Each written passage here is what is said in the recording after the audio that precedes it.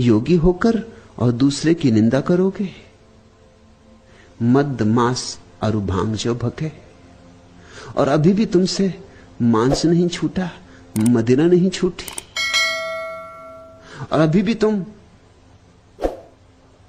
भांग और गांजा जैसे मादक पदार्थों में डूबते हो। एक बात ख्याल रखना, जो जागे हैं वो तुम्हारे शराब या मांस मदिरा के विपरीत किन्हीं और कारणों से हैं। तुम भी इनके विपरीत होते हो, लेकिन तुम्हारे कारण भिन्न। तुम कहते हो मदिरा मत पीना क्योंकि व्यर्थ पैसे की हानि होती, स्वास्थ्य खराब होता है, पत्नी बच्चे भूखे मरेंगे, इसलिए मत पीना। ये कोई कारण ज्यादा देर तक साथ देने वाले नहीं। समझो कि तुम्हारे पास काफी सुविधा है और तुम्हारे मांस मदिरा पीने से, खाने से बच्चे पत्नी भूखे नहीं मर जाएंगे, तो फिर क्या अड़चन है? तो ये शिक्षा गरीबों के लिए होगी, अमीरों के लिए नहीं। उनके लिए कोई अड़चन नहीं होनी चाहिए। तो ये तो बड़ी सशर्त शिक्षा हो गई। ये शिक्षा कहती है कि शरीर खराब हो जाएगा, लेकिन शरीर तो खराब हो ही जाता है, दिन 2 दिन पहले के दिन 2 दिन बाद। इसका क्या मूल्य है? 70 साल में मरे कि 80 साल में मरे? अच्छा तो यही कि 70 साल में मर गए, 10 साल के लिए दूसरे को जगह खाली करके, दुनिया में जगह वैसे ही कम, भीड़ बढ़ती जाती, हाथ हिलाने की जगह नहीं रह गई। तुम जितनी जल्दी विदा हो जाओ उतना अच्छा।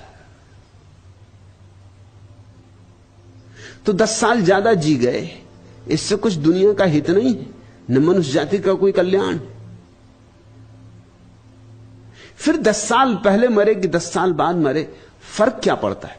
10 साल और रह जाते, कुछ लोगों को और चूसते, कुछ और धन इकट्ठा करते, तिजोरी में कुछ और भरते, लोग तुमसे और परेशान होते, और क्या होता? और तुम्हारी जिंदगी थी ही क्या? कोई तुक तो था नहीं, कोई संगति थी नहीं, कोई संगीत था नहीं।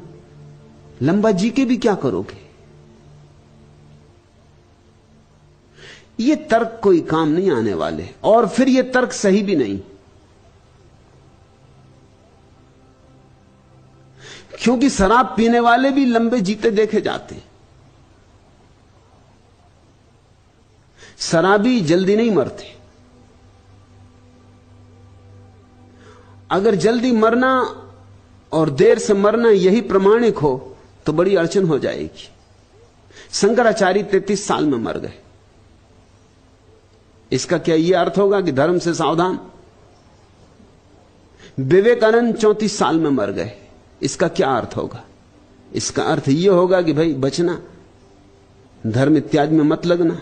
देखिए विवेकानंद की क्या गति हुई, देखा शंकराचार्य बेचारे अभी होते होते जवान विदा हो गए। इस तरह कुछ उम्र नहीं बांटी जाती। मुरारजी देसाई को अभी किसी ने पूछा बीबीसी के इंटरव्यू में कि आप चर्चिल के संबंध में क्या कहते हैं, क्योंकि वो तो खूब पीता था, सिगरेट भी, शराब भी, मांस भी। ब्रह्म मुहूर्त में कभी उठता ही नहीं था, 9 और 10 बजे के पहले नहीं उठता था, लेकिन जिया तो खूब। तो मुरारजी देसाई ने कहा कि वह अपवाद है, और मुरारजी देसाई सोचते हैं कि वो जो लंबा जी रहे हैं वो जीवन जल पीने की वजह से, और चर्चिल अपवाद है। मैंने सुना मुल्ला नसरुद्दीन 80 वर्ष का हो गया था, लेकिन अभी भी तैराकी में प्रथम आता था। तो पत्रकार उसके घर गए, जन्मदिन उसका मनाया जा रहा था 80वां। उन्होंने पूछा कि 80 वर्ष के तुम हो गए हो, तुम्हारा राज क्या है? तुम कैसे अब तक प्रथम तैराक, जवान भी तुमसे हार जाते? तो उसने कहा चूंकि मैंने कभी शराब नहीं पी, मांस नहीं खाया, स्त्रियों के पीछे नहीं भागा भटका, मैं किसी व्यसन में रहा ही नहीं। इस कारण चमत्कृत हुए लोग जो पूछने आए थे। लेकिन तभी मुल्ला ने कहा, लेकिन इससे बहुत विचार में मत पड़ो, मैं कुछ भी नहीं हूं। मेरे पिता 100 साल के हो गए, मगर घुड़सवारी में उनका कोई मुकाबला नहीं। मैं भी घुड़सवारी में उनका मुकाबला नहीं कर पाता, जवान से जवान नहीं कर पाता। और वे शराब भी पीते, क्षमा करना। मुल्ला ने कहा वो शराब भी पीते, मांस भी खाते। तो पत्रकारों ने कहा हम तुम्हारे पिताजी को मिलना चाहते। ये तो बड़ी हैरानी की बात है कि शराब भी पीते, मांस भी खाते, 100 साल के हो गए, घुड़सवारी में कोई मुकाबला नहीं कर सकता। तुम्हारा परिवार तो बड़ा अद्भुत मालूम होता है। पिताजी कहां हैं? उनके हम दर्शन करना चाहते। मुल्ला नसरुद्दीन कहा यह नहीं हो सकेगा, क्योंकि पिताजी गए हैं मेरे दादा की बारात में। दादा की बारात? तो मुल्ला ने कहा हां, मजबूरी थी। तुम्हारे दादाजी विवाह कर रहे हैं? उन लोगों ने पूछा। मुल्ला ने कहा कर नहीं रहे, करना पड़ रहा है। स्त्री गर्भवती हो गई। दादाजी की उम्र कितनी है? 120 साल। क्या हिसाब लगाओगे? कैसे हिसाब लगाओगे? शराब पीने वाले खूब जीते। तुम इस तरह के तर्क देके किसी की शराब पीने से उसे नहीं बचा सकते। ये तर्क थोथे। इन तर्कों में कोई बल नहीं, इसलिए तर्क चलते रहते हैं और लोग शराब पीते रहते हैं, सिगरेट पीते रहते हैं, मांस खाते रहते हैं, सब चलता रहता है। ये तर्क भी चलते रहते हैं और बाकी सब भी चलता रहता है। इन तर्कों में और उनके जीवन व्यवहार में कोई संबंध कभी निर्मित नहीं होता। जब बुद्ध पुरुष कहते हैं, गोरख जैसे पुरुष कहते हैं कि मत पियो शराब, तो उनके कारण बहुत अन्य है। इसलिए नहीं कि तुम ज्यादा जी लोगे, ज्यादा जी के क्या करोगे, जीने में मूल्य ही क्या है। इसलिए भी नहीं कि स्वास्थ्य अच्छा रहेगा। स्वास्थ्य का कोई आध्यात्मिक मूल्य थोड़ी है। रुग्ण व्यक्ति भी परमात्मा को पा सकता है, और स्वस्थ व्यक्ति हो सकता है इसलिए परमात्मा को ना पा सके कि स्वास्थ्य के कारण संसार में उलझा रहता, कि अभी तो मैं स्वस्थ हूं, कर लेंगे राम का स्मरण अंत में, अभी तो भोग लें, 4 दिन की जिंदगी है, अभी तो मजा कर लें। नहीं, ये थोथे सिद्धांत किसी सहारे के नहीं है। फिर गोरख जैसे व्यक्ति क्यों कहते? उनके कहने का कारण बड़ा अनूठा, तुम चकित हो गए जानकर। मैं भी चाहता हूं तुम शराब से मुक्त हो जाओ, लेकिन मेरा कारण वही नहीं है जो मोरारजी देसाई का है। मैं भी चाहता हूं कि तुम शराब से मुक्त हो जाओ, क्योंकि एक और बड़ी शराब है। अगर तुम इसी में उलझे रहे तो उस बड़ी शराब को तुम कभी ना पी पाओगे। मैं तुम्हें असली मधुशाला में ले चलना चाहता हूं, इसलिए झूठी मधुशाला से छुड़ाना चाहता हूं।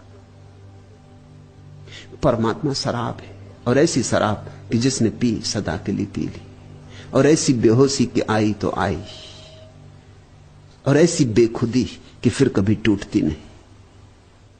ये तो तुम जो बाजार से खरीद के पी लेते हो, ये तो सांझ पी लोगे, सुबह टूट जाएगी, फिर वही के वही, फिर वही बेचैनी, फिर वही तनाव, फिर वही चिंताएं। थोड़ी देर को भुला सकते हो शराब में डुबा के, मगर मिटा ना सकोगे। एक ऐसी भी शराब है जहां चिंताएं मिट जाती। मैं तुम्हें वही शराब देना चाहता हूं। ध्यान शराब है, प्रार्थना शराब है, और जब कोई मंदिर जीवित होता है तो मधुशाला ही उसका ढंग होता है। मैं भी तुम्हें चाहता हूं कि शराब ना पियो, लेकिन मेरा कारण बड़ा उल्टा है। इसलिए चाहता हूं कि छोटी छोटी शराब में उलझे रहे तो बड़ी शराब कब पियोगे, असली शराब कब पियोगे। ये सड़क के किनारे गंदे डबरे पानी के जो भरे हैं, इन्हीं से जल पीते रहे तो मानसरोवर की यात्रा करनी है या नहीं करनी। उस स्वच्छ, इस फटिक जैसे स्वच्छ जल को कंठ के भीतर उतारना है या नहीं उतारना। मैं तुम्हें शराब छोड़ने को इसलिए नहीं कहता कि मैं कोई नीतिवादी हूं, कि शराब पीने से कोई बहुत बड़ा पाप हुआ जा रहा है। क्या खाक पाप होगा? शराब तो शुद्ध शाकाहार है, अंगूर का निचड़ा हुआ रस है, क्या पाप होने वाला है? अंगूर खाने से नहीं होता, शराब पीने से कैसे हो जाएगा? शराब पीने से तुम नरक में नहीं पड़ जाओगे, लेकिन हां, शराब पीने से तुम्हें स्वर्ग की शराब नहीं मिल पाएगी, उससे तुम वंचित रह जाओगे। मैं चाहता हूं कि तुम्हारे हाथ से कंकड़ पत्थर छूट जाएं, क्योंकि हीरों की खदान मौजूद है। तुम क्यों कंकड़ पत्थर से अपनी झोली भरते हो? मुरारजी देसाई और मेरे वक्तव्य में जमीन आसमान का भेद। उनकी दुश्मनी है तुम्हारे कंकड़ पत्थरों से। वो कहते हैं छोड़ो कंकड़ पत्थर, कंकड़ पत्थर बुरे। मैं कहता हूं कंकड़ पत्थर से मेरी कोई दुश्मनी नहीं, मगर हीरे जवारात है। तुम्हारी झोली कंकड़ पत्थर से भरी रही तो हीरे जवारात ऐसे ही पड़े रह जाएंगे, जिनको पा लेने का तुम्हें हक था, जो तुम्हें पाने ही चाहिए थे, जिनको बिना पाए तुम्हारी नियति कभी पूर्ण नहीं होगी। भेद ख्याल कर लेना, भेद बहुत बुनियादी। मैं भी तुमसे कहता हूं मांस छोड़ो, लेकिन इसलिए नहीं कि मांस खाओगे तो नरक जाओगे, इसलिए नहीं कि मांस खाओगे तो हिंसा हो जाएगी। इन सब छोटी बातों से मुझे कोई प्रयोजन नहीं है, क्योंकि अगर मांस खाने वाले सारे लोग नरक जाते तो जीसस नरक में होंगे, रामकृष्ण परमहंस भी नरक में होंगे, क्योंकि बंगाली का बिना मछली के चले, मछली भात के बिना चल ही नहीं सकता। रामकृष्ण परमहंस मछली तो खाते ही रहे, नरक में होंगे। ये छोटी छोटी बातें, इनका कोई मूल्य नहीं है, मगर इतना जरूर इनसे सिद्ध होता है कि रामकृष्ण परमहंस की संवेदना जितनी गहन हो सकती थी उतनी ना हो पाई होगी।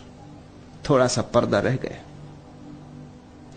हृदय जितना प्रेमपूर्ण होना चाहिए था ना हो पाया होगा। थोड़ी कालिख रह गई। नरक में पड़ गए ऐसा नहीं, मगर एक और सौंदर्य का अनुभव हो सकता था जिससे वंचित रह गए। जीसस नरक जाएंगे ऐसा नहीं, लेकिन जीवन के समझने में थोड़ी सी चूक रह गई, एक कांटा रह गया।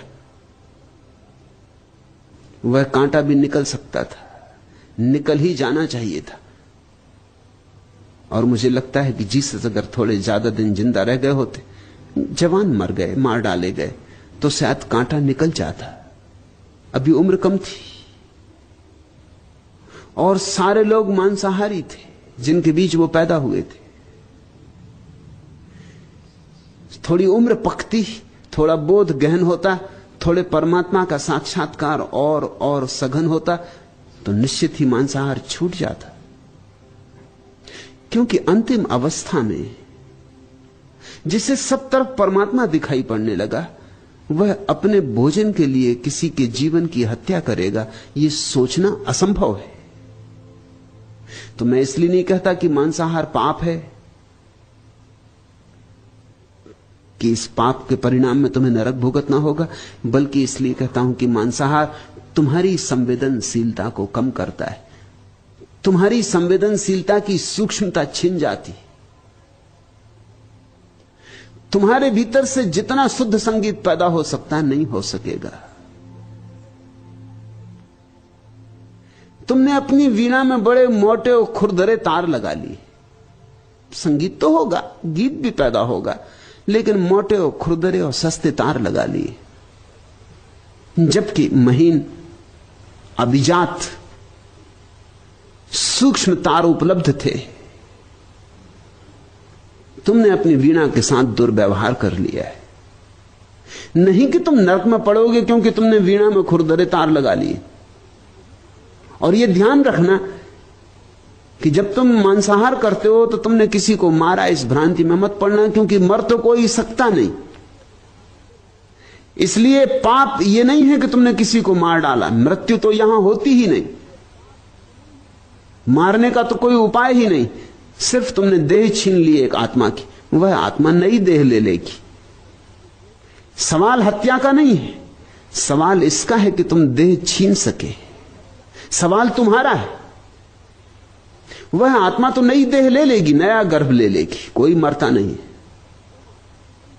कृष्ण कहते न हन्यते हन्य माने शरीरे, नहीं शरीर के मरने से उसकी मृत्यु होती। मगर सवाल तुम्हारा है, तुमने संवेदन शून्यता दिखलाई, तुम्हारे भीतर हार्दिकता नहीं है, तुम थोड़े पथरीले हो, तुम कोमल नहीं हो, और तुम कोमल नहीं हो तो तुम्हारे भीतर का कमल नहीं खिलेगा, या अधखिला रहेगा, या एक आध पखुरी अनखिली रह जाएगी। परम चित्त की अवस्था में मांसाहार असंभव है, और जो परम चित्त की अवस्था चाहते हैं उन्हें यह बोध रखना चाहिए। तो ठीक कहते गोरख, जोगी होई पर निद्रा झके, मद मास अरु भांग जो भखे, एक उत्तर से पुरुषा नरक जाए। ऐसे मैंने हजारों लोगों को नरक जाते देखा है।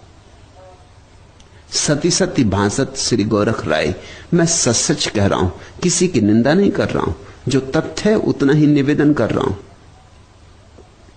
और जो सच को सुन लेगा उसकी जिंदगी में क्रांति शुरू हो जाती।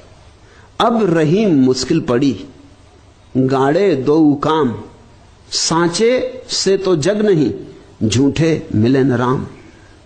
जिसने सच को सुना, सच को समझा, उसके जीवन में क्रांति का क्षण आ गया। उसे एक बात दिखाई पड़ने लगेगी कि अगर सच की मान के चलूं तो राम मिल सकते, लेकिन जग अपने आप खो जाएगा। छोड़ना नहीं पड़ता, जग अपने आप खो जाता है। झूठ से तो राम नहीं मिलता, सच से जग नहीं मिलता। जिसको यह बात दिखाई पड़ गई उसे स्पष्ट चुनाव करना ही होता है। उसी चुनाव को मैं संन्यास कहता हूं। वह निर्णायक घटना है।